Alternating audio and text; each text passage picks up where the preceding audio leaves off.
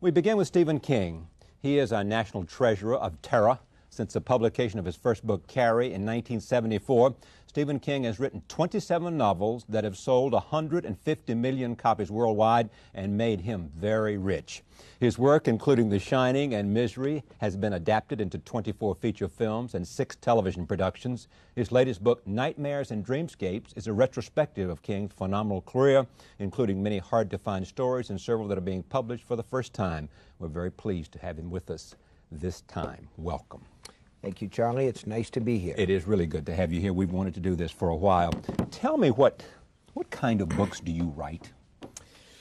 Well, if you ask the ordinary run-of-the-mill reader if there is such a guy or such a gal, I guess that I write horror novels. I think that what I actually write are suspense novels. What's the difference? I think that the purpose of the horror novel is to sort of gross you out. My idea of it is, and I'm not averse to this, I will do this, it's part of the fun of it, is it's kind of it's a childish thing, the way that humor is. The two things are closely allied. They both elicit, when they work to their best, a vocal reaction from the audience. Laughter, if it's comedy, and a scream or a yell if it's horror. But they're both childish, and it's kind of like when you're a kid and you're sitting at the dining room table and you want to get to your sister or your brother, you kind of chew up your food and then you hang your mouth open like that. Yes. That's horror. Suspense is a little more high class than that, so maybe that's why My mother I used prefer to the say word. that was tasteless. That's tasteless, yeah, that's right. Well, my mother, when I was a kid, used to say, "Stephen, your taste is all in your mouth." And that's true, but it has made me relatively wealthy. Yes, it has. Not even relatively. Very. But I have a lot of relatives, Yeah. so. Do you know where it all comes from? I mean, it comes out of your imagination, but why this for you? Why not other kinds of novels? No, I don't know where it all comes from, and that's the literal, unvarnished truth. I don't know where it comes from any more than I know where the color of my eyes comes from. Well, I can tell you do where know. that comes from. Well, all right, that's genetically Right. inherited from your mother and your father. And my mother used to enjoy writing, and my father wrote a lot of stories and mailed them to the pulp magazines of the 40s and 50s, like Argosy and that sort of thing. And I guess some of them were pretty good, but I've never seen any of them. So I have a little of that from my parents, and my children have a little of it from me. You wanted to write from an early age. Yeah. It was what it was for me. I always did it. I always took great pleasure in it. I still take great pleasure in it. The actual act of composition. For me, the part that I don't like starts when you turn a manuscript in to the publisher. That's like you have your own private field that's full of snow in the backyard, and nobody's tracked in it but you, and you give it to them, and then they open it to the public. You mean that whole creation is only yours, and only you know those characters, your editor, but forget that. You are the only person that's lived with them, know where they're going, what they think, how they conflict, what's going to happen to them. And I'm the only one that has an opinion on them. And then an editor comes along and says, well, we'll change this and that. This new one, Nightmares and Dreamscapes, a lot of the stories go back half my lifetime, actually. And so some of them were written by a very young man.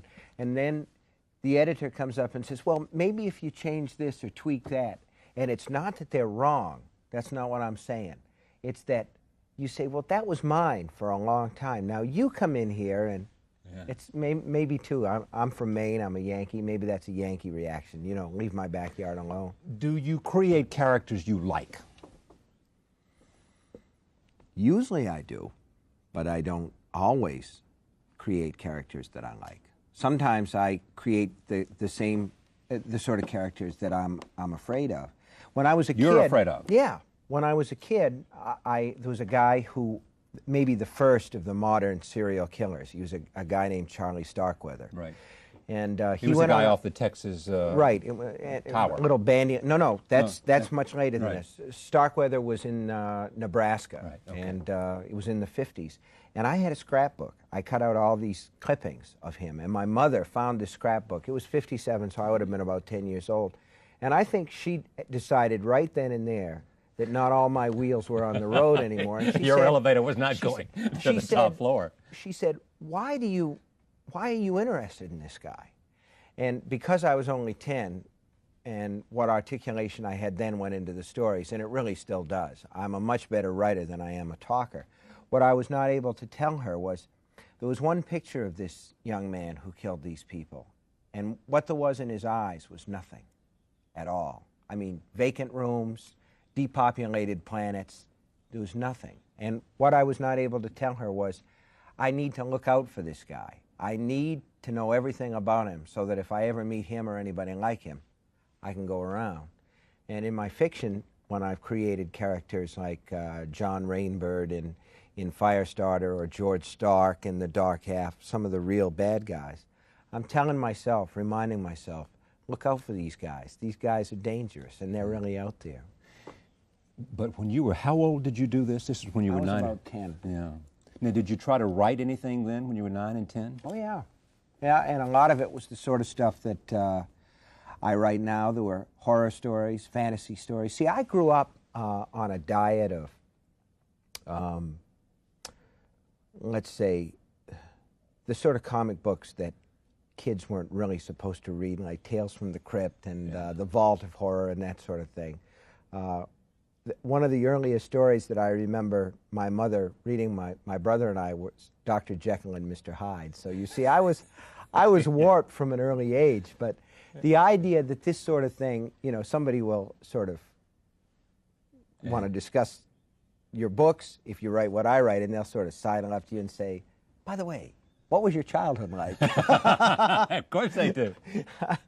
But mine was perfectly normal as a you know, a general case. Back to the question I asked about what kind of books do you write? Do you compare yourself with no false modesty to anyone? When you look back, who would you like to be compared to? Where do you put your work? Generally, once it's done and bound and in a book, I put it on the shelf and forget it and, or send and it go to Hollywood on to the and next say, thing. send the check. Yeah. There are writers that I like. Yeah. There are writers that I admire tremendously, and there are writers whose styles have helped me at various times that I've sort of taken into my own mix and tried to make a part of myself. I think that writers, when they're forming, are like what my mother always used to say, milk in the refrigerator takes the flavor of whatever's next to it, you know, so that as a kid, if I read a lot of H.P. Lovecraft, I'd write like Lovecraft. There are a couple of pastiches in the Nightmares and Dreamscapes, the new book. There's a Sherlock Holmes story that was written as part of a competition at a mystery weekend in Mohonk in upstate New York. And there's also a Chandler-esque Philip Marlowe hard-boiled detective story, because I admire that style tremendously. You know what I like? I don't necessarily want to be compared to anybody. No, but just tell me who, you know, because there are people, the reason I asked the question, there are many who say, and this is complimentary to you, look back years from now, we'll look back at what Stephen King was writing, and we'll see you in a very different way as the audience who loves you so much and buys 150 million copies sees you. They may very well be responding to these sort of base emotions of a great story, first of all. I don't think that you would sell unless you tell a great story. I assume that you believe that as well. And hey, if they remember me at all, yeah. I mean, it's amazing when you think about it, the writers who come and enjoy tremendous popularity and sort of disappear so that you find their works on back shelves in hotel suites or in, you know, bargain barns in New England. If I could write one book, let's say, in my genre that would be remembered the way that Dracula has been remembered. I love the idea of the novel Dracula because it's shameless pulp fiction, and it's melodramatic, and it has a lot of things in it that critics consider to be vices, and yet it's enjoyed its own life. It stood the test of time. That's right. Yeah. And do you believe yours will stand the test of time? Boy, I'd like to think so, and I think some of it has a chance because horror fiction, as a general rule, lives its own guerrilla life, so that sometimes it's the kind of thing where one kid will tell another, have you read this? You know, and they'll go and get it out of the library. And I think that some of that stuff does have a tendency to last. What, both on the superficial level, at the top level, not superficial, but at the very top, What is it that makes it so attractive, so it sells so many copies? Yours and others. What is it about the whatever? You don't call it horror, your work, horror. You don't call yourself a horror novelist for whatever reason. You But just that's said okay. suspense. But it's okay. I'm not Yeah, suggesting you're putting it down. Right. You're not. But what is it that grabs an audience at the first level? Forbidden. Something Forbidden. that's forbidden. So that you're saying to somebody, come with me and I will say things to you that nobody else will say. And I will show you things that nobody else That are dares so to horrible to imagine. show to you. That's right. And again, it shares the same attraction as comedy, which says the same thing. Comedy humor says, comedy humor. Get me out of here. I just washed my mouth and I can't do a thing with it.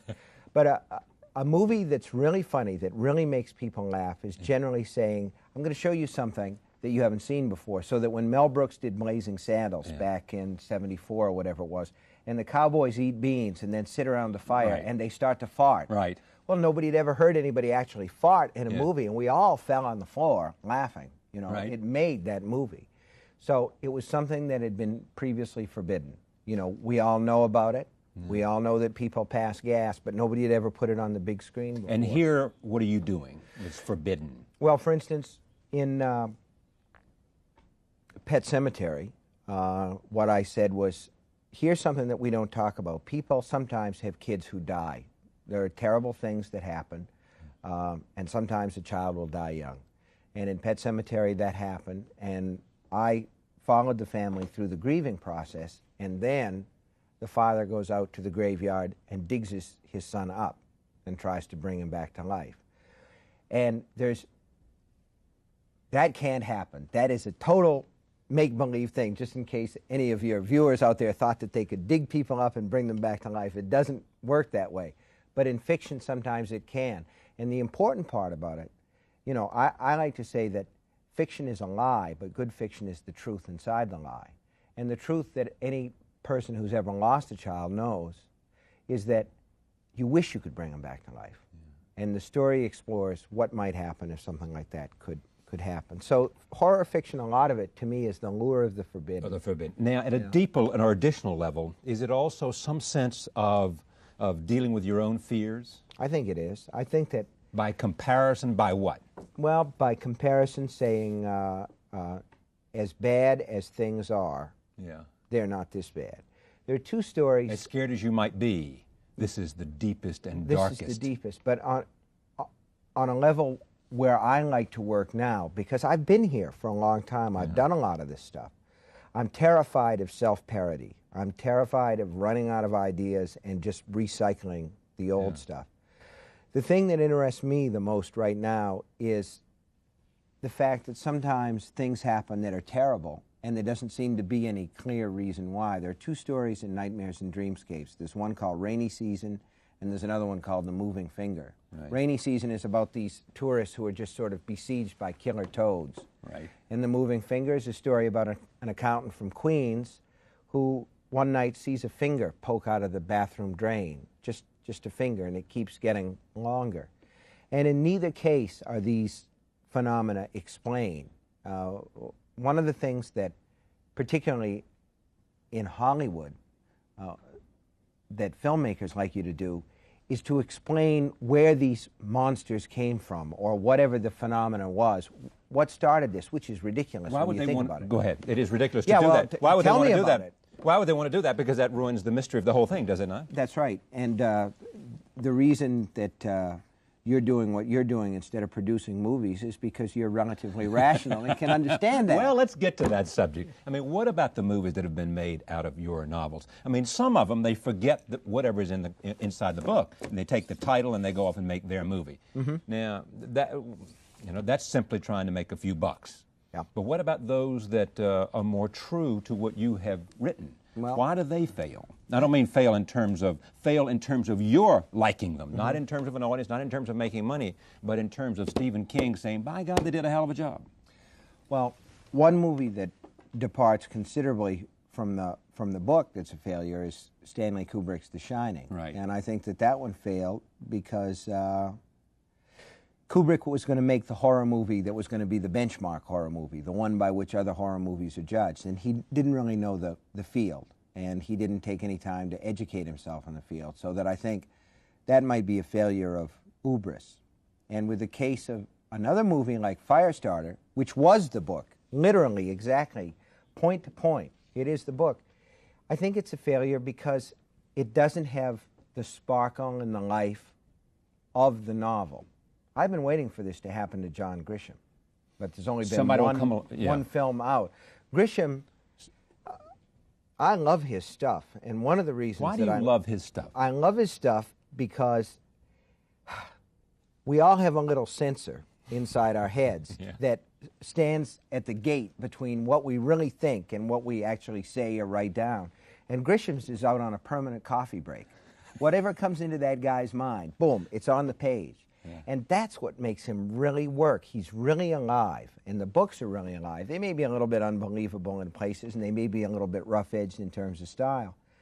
But The Firm worked really well. As a movie? As a movie. But the first movie ever made from one of my books, Carrie, also really worked well.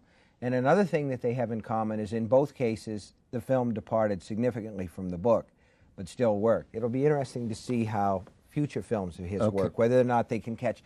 What I'm trying to say to lead back to your question is, the movie has to capture some of the spirit of the writer's heart and mind. And if it doesn't, generally speaking, what the reader went to the book and found and loved, the movie audience won't. How many screenplays have you written? I've written, you had to ask me that right off the top of my head. Name the ones that you wrote. I think, here, wait a second. Just bear with me, folks. I'm looking at what they call the masthead page where I actually has it. Yeah. I've written Creepshow, Cat's Eye, Silver Bullet, Maximum Overdrive, Pet Sematary, Golden Years, Sleepwalkers, and The Stand. And of which of those did you like the most? The one that I like the best is The Stand, which is going to be a miniseries. Okay, that's an 8-hour miniseries on ABC. And that's why I like it, because it got a chance to spread. And did you have more of a direct involvement with the director and the producer so that more of the passion of the writer? Charlie, I was the producer. So that's the best way. I've always said that. Well, either that or it's like I've sold out completely now. I've met the enemy and he is us. Yeah. Yes. So you had control. I had a fair degree of control. Listen, The Stand was a huge project, but it's the one where readers come to me and say, The Stand has to be a movie. Don't make The Stand into a movie. All in the same breath. There's this feeling like they want to see it, but they feel like it can't be done. And for 10 years we tried to do it as a theatrical, and it couldn't be done because it was too long. But the standards of TV have changed so much. You can do more. It's not the same medium. There's more of a license now. Yeah. Oh, yeah. All right. Take a look. Here's a clip from The Stand, produced by, written by. And in this case, with me in it, I think. And with him in it, Stephen King. Roll tape. But the problem is you didn't learn one basic thing. If you have a crow in there, if you have a dog in there, if you have a cat in there, it'll steal the scene. Every time. Well, we've got a dog in The Stand that was actually very difficult to work with. The dog's name was Kojak, and I said, well, let's replace him with a crow. We'll call him Crowjack. Bum. Yeah. Oh, actually. You're happy with this? Did you like the acting yourself? You mean acting myself? As the actor. Acting is something that I've done ever since college. I'm not very talented. There are a lot of critics who say I'm not a very talented writer, but compared to my acting skills, I'm John Steinbeck. You know? Well, let's speak about critics. That's the other subject. You do such great segues into what I want to talk about. How do you feel about the critics and what they say about you? And what do you think of the literary establishment in America? I think that that those are big fields. I can't cover all that. Well, take critics first. I think the critics, by and large, have been very fair to me over the years. As I've gotten more successful in terms of copies sold, the critical reaction to my stuff has been stiffer, and that's the way that it should be. When a lot of people are reading a lot of stuff, it deserves to be evaluated with a real strong edge of, what would you say, devil's advocacy, if you like.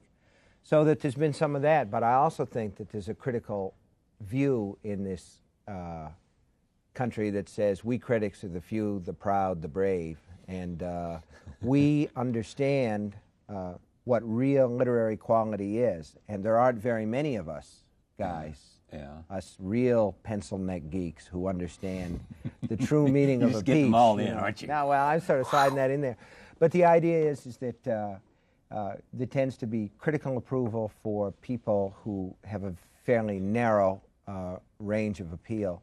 And there is a feeling among the real critical intelligentsia that anybody who's being read by a lot of people can't be very good, because the middle range is fairly low, and that's total bull. And how much of it, though, is the fact that, that they don't think that the horror genre or even suspense genre is real literature? I think there's some of that, but on the whole, because it has a real openness to allegory and symbolism, I've been better treated, and a lot of horror novelists have been better treated. Peter Straub, for instance, Patrick McGrath. Right. We've been better treated, and Clive Barker, than, say, really good Western novelists like Louis L'Amour. Well, I don't know about Louis He L'Amour. was treated pretty well. Probably better than he deserved, in my Okay, but opinion. how about Larry McMurtry? Larry McMurtry is a good case in point. There are a lot of people who are working in the Western field. You know, one thing I'm curious about, that a field that's been totally overlooked by the critics, except when they want to sneer, is I wonder if anybody's done anything good in the romance field. Well, answer your own question. I don't know, because I don't know the that field. much. Yeah, I don't It's, know who it is. Sort of like Sweet I'm sure- Savage Love and all Clearly, that. yeah, somebody has. Yeah. In fact, I don't even know that I can name 5 romance novelists. It's tough. Rosemary Rogers, and then I'm sort of Yeah, Danielle Steele. Danielle Steele, I assume, would be in there. Yeah. Yeah. What about the notion of a part of you wanting, I mean, a little part of you having all the success you've had, both in terms of readers, both in terms of enthusiasm for your latest book. Your name alone will sell the book now. I mean, if it's a Stephen King novel, they want it. And there's a built-in audience, as there is in a different genre for Tom Clancy and others. There's still a part of you hunger for sort of someone to say, this guy is a great writer. Yes. Yes. There's always a feeling here that I would love to be allowed to go around to the front door instead of always having to use the tradesman's entrance. That would be wonderful. But essentially, I'm sort of resigned to the idea that I'm going to be regarded as a popular novelist with a popular novelist's virtues and a popular novelist's faults. And in a sense, that's all right. I'm running my own race now. What do you mean? I mean, my family is well provided for. There's no need. If it were a matter of money, I would never have to set my pen to paper or turn on my word processor again. If it were a matter of critical acceptance, I would stop right now, because that's never going to come on the level that you just mentioned. I don't think that Never? I don't think so. Not in my lifetime, certainly, and probably not after. But are you going to reach for it? Oh, yeah. Yeah, always. Every time that I sit down. That's why I say I'm running my own race. Yeah. I'm writing to please myself, and I'm my own toughest critic. I've never been able to reach to the place that I want to be at. So. But the last 2 novels, this is a compilation of a lot of things. The last 2 novels were the best reviewed, and some say a new direction for you, more in the genre of suspense than horror. Yes? Well, I think that that's true. I think that... As if you were reaching, stretching, growing, moving somewhere else. Yeah. I think that people look at Gerald's Game and Dolores Claiborne. Dolores comes out in paperback next month, and I'll be interested to see how that does. Those are straight novels in the sense that there's no supernatural element, there's no hocus pocus, there's no, you'll notice that my arm goes all the way up to my shoulder and all that. They're straight novels. How about Gerald's Game? Same thing. Same thing. Right. But the basic thing is, I never said that I was a horror novelist. I never said that I was a suspense novelist. I never said I was anything except a guy who writes books. And who any labels that go on me, I don't accept those or reject those. Why do you write so prolifically? Why so many? I mean, are those stories in there that have to get out, or is it... Yeah, I think that they do, but I also think that some of it has to do with simply being fairly facile with words. That is to say, there's this story, I don't know if it's apocryphal or not, about James Joyce. Friend comes in, and Joyce has got his hands up on his head like this, and he's, oh, God. And the guy says, James, what's the matter? Did you have a bad day? How many words did you write? And Joyce goes, I wrote 7 words today. I says, that's not bad for you, James. He says, but I don't know what order they go in. And I've never been, I've never been that kind of a writer. I've always known what order they go in, and I think that sometimes that very facility has caused me problems with the critics, so that I am to popular novelists sort of what Algernon Swinburne was to poets. I mean, the notion is you're just turning them out. You're just spinning them out. And that's, in fact, and that's not the case. And what? In fact, that's not the case. Is it hard? Yeah, it's hard. And it gets harder. It doesn't get any easier at all. There's no formula. There is no magic elixir that works for you. No, you get an idea, you play with the idea, you get to the point where you say, well, I'm certainly not going to try to write that. That would be much too difficult, and I don't have the time anyway. And then you find yourself doing it anyway. And but once you get the idea set, and once you get the, do you know where the ending is before you start writing? I usually think I do. Yeah. But does it surprise you? Quite often, it will not end the way that I expected it to do at all. Yeah. So it does usually surprise. Because but that's good. If that happens, it means that you've got an organic, living piece of work that you're dealing with there. It's alive, it's changing, it's evolving as it goes along. If it's just sort of on the page, I remember reading one time that Earl Stanley Gardner had all these notebooks, and he would pick and mix and match, you know, like Etch-a-Sketch and... Yeah, right. Like painting by the numbers, so to speak? Yeah, right. Yeah. And who would want to write that way? When you, between what you finish and the editor, does the editor have much influence on your stuff, or is it pretty much now they look and say 150 million copies, Steve, looks pretty good to me? Stephen? Oh boy, if I had an editor who felt that way, I would get a new editor because they really do help you. Yeah, and the thing is, there was a time in the 70s where, you know, I'd read criticisms that would say, oh, Stephen King could publish his laundry list if he wanted to. And the horrible thing is probably now I could publish my laundry list. I don't know how many copies it would sell, but I could probably get somebody a lot, except the next time you published a book. Yeah, it would really hurt. Yes. So I want an editor that's fairly tough on me. I'm in the process of rewriting a book now, and I've got a manuscript that's covered with line edits. The editor's name is Chuck Verrill. He's very, very good, and at this stage in the manuscript, I could kill him. But what does he do for you? Is it plot development? He won't let me be Stephen King. That's the most important thing. He won't let me be. He treats you as a first novelist? Inflatable, yeah, right. As somebody who has to answer for the things that they've done. He will not let me be a Macy's Thanksgiving Day parade float. You know, big, inflated cartoon figure. I'm supposed to still fulfill the, he'll change plot developments and sometimes suggest that a lot of stuff should be switched around. The most valuable thing from my standpoint is he will cut what I've written because I have a tendency to write long. But you know you're doing it, so therefore it's not very painful. It always hurts. It always hurts. Your wife is a novelist. That's right. Do you show her chapter by chapter, or do you wait until you end it? Generally speaking, I will show her a book in progress in about 3 chunks. So she will read the first third, and then the first 2/3, and then the whole thing. She's the first person to see it. She's always the first person to see it. And when she writes her novels, she has a tendency not to show me what she's involved with or even talk about it very much. And I certainly couldn't go into her office and pick it up because she works in a way that makes me want to scream. There's pages here, and there's pages there, and there's pages somewhere else, and I just don't understand how anybody can work in that clutter, but she probably doesn't understand how I work either. So we do show each other our stuff. Yeah. And she makes changes and suggests changes and talks about character development and those kind of things? Yep. She's very tough. Yeah. I saw, this was just amazing, a Harper magazine. I remember, I think Harper, maybe Atlantic, one of the two, and they won't be thrilled that I don't remember which one it was. A list of all the ways that you have killed people. You remember that? Yeah, I do. It was amazing. Yeah, I do. Yeah. But I've had a long career, and I've killed a lot of people, so. Yeah. Well, what's been the most, for you, the one that was the most delicious? And I choose the word delicious on purpose. Yeah, I think probably there's a story called Survivor Type. It's a short story. It's not in Nightmares and Dreamscapes.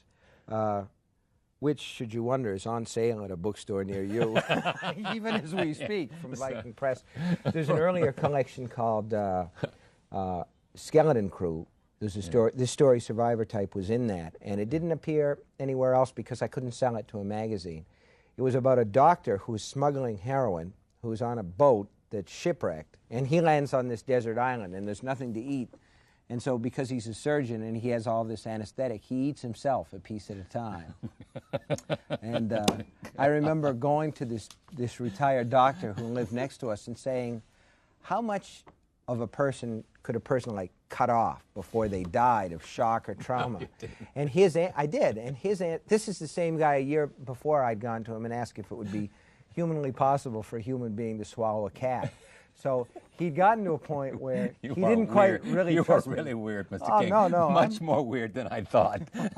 Than you ever expected. Ever That's right. expected. So he told me a person with a strong survival instinct could actually remove quite a bit of this person. Recently we've had a couple of examples of that where people who have been trapped and have cut off limbs in order to get loose, otherwise they would have died. Yeah. I mean, that's exactly what you're talking about, isn't Yeah, it? well, this guy sort of eats what he cuts right. off. Although he did make a fire and cook some of it, so I guess it was all right. So, but that's the worst. Well, you said the tastiest. The tastiest, delicious, yeah, all right, delicious. What's the most heinous, the worst? Boy, you're putting me on the spot. Yeah. Like I 'Cause say, you gotta think of there's 150 been so different many. deaths. I think there was a guy in Firestarter. Well, I think, let me put it this way. In Nightmares and Dreamscapes, there are this couple that are eaten alive by carnivorous toads. So, will that work? Yes, I'll take that. Have you ever gone too far and said, no, I've gone over the line? Well, like I say, generally speaking, I will go ahead and write them anyway, because at this point I am sort of racing myself, and I'll tend to put them away. So that there are several times where I thought I had gone too far. I thought Pet Sematary was a step too far, and it was a tremendously popular book, which shows that it's almost impossible to gross out the American people. And at this point in my career, the British, the French, or the Germans either. But I continue to try. Had a paraphrase of that, I think. Yeah. I have a couple of ideas that are probably a little beyond the pale. Yeah. Right now. What's your worst fear? That one of my kids would die. That's the basis of Pet Sematary. I think the call in the middle of the night with a cop saying, brace yourself for some bad news. Yeah, that would be the most horrible. Yeah. Having done all that you've done to... Well, for me, I don't know about you, I'm a control freak. And for me... Some say. Well, when your kids grow up, they go out on their own, and you can't protect them or insure them from the whips and scorns of outrageous fortune. You simply have to let them go. And I understand that because I'm a relatively rational human being in spite of the guy who eats himself, you know, and the carnivorous toads. I'm a rational human being, but there's a part of me that just does not want to let go, that wishes that I could ensure their success. You can't bargain with God. You once said that the readers are interested in your secrets, not in what you've read. Meaning what?